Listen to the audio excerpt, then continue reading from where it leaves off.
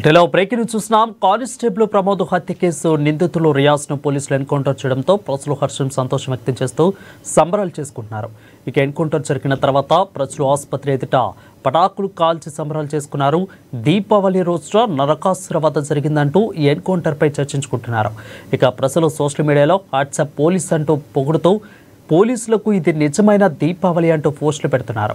DGP Shivadhar Reddy, IG Chandrasekhar Reddy, CP Sai చైతన్యపై ప్రజలు ప్రశంసల వర్షం కురిపిస్తున్నారు.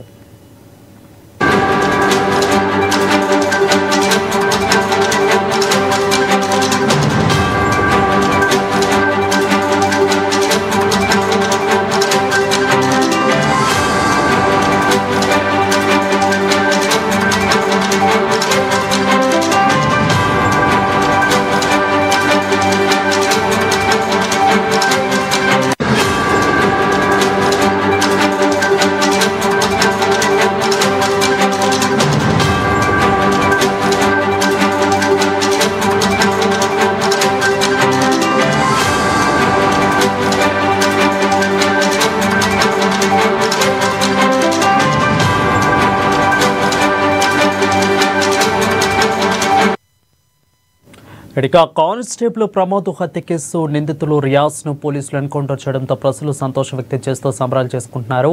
ఇక ఎన్కౌంటర్ జరిగిన తర్వాత ప్రజలు ఆసుపత్రి ఎదుట పటాకులు కాల్చి సంబరాలు చేసుకున్నారు. దీపావళి రోజున నరకాసుర వధ జరిగిందంటూ ఎన్కౌంటర్పై చర్చించుకుంటున్నారు. ప్రజలు సోషల్ మీడియాలో వాట్సాప్ పోలీస్ అంటూ పొగుడుతూ పోలీసులకు ఇది నిజమైన దీపావళి అంటూ పోస్టులు పెడుతున్నారు. డీజీపీ శివధర్ రెడ్డి, ఐజీ చంద్రశేఖర్ రెడ్డి, ఇక సిపి సాయి చైతన్యపై ప్రజలు ప్రశంసల వర్షం కురిపిస్తున్నారు.